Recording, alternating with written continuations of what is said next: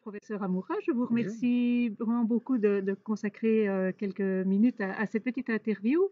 Je voudrais vous demander, vous, en tant que spécialiste, quels sont les traitements qu'on peut espérer dans le futur?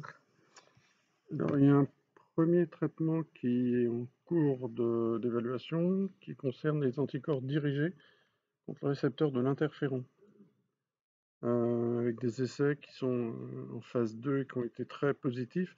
On attend les résultats des essais en phase 3. L'interféron joue un rôle essentiel dans le lupus et le fait de bloquer l'interféron, c'est quelque chose qui est très intéressant. Et quel est le nom de ce médicament? Alors le nom, c'est anifrolumab Mhm. Mhm.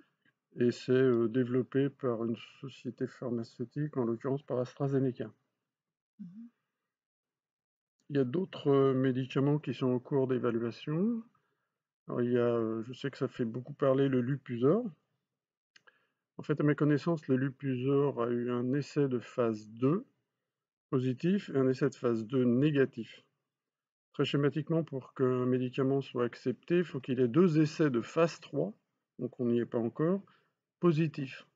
Donc pour l'instant, il n'y a pas de données qui permettent de dire clairement que le Lupusor est efficace dans le traitement global du lupus. Donc on attend les résultats. Oui, donc quand dans certaines vidéos, on dit que dès 2018, dès fin 2018, le Lupusor va permettre à des milliers de patients qui souffrent d'un lupus d'avoir une vie normale, ça vous paraît un peu prématuré?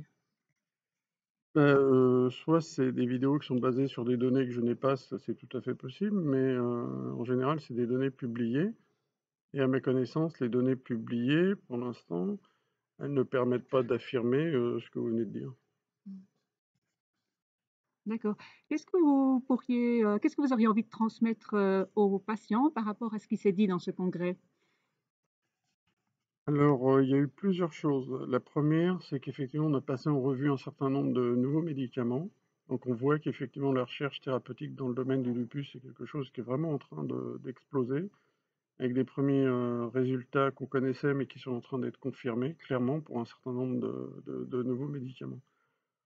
L'autre chose qui est importante, c'est de garder en tête quand même que même si on est très efficace et que la mortalité du lupus a considérablement diminué, hein, je sais que c'est quelque chose qui impressionne les gens, d'aborder ça, mais maintenant, quand on a un lupus, on a une vie qui est quasiment équivalente à celle de la population générale, ça c'est important.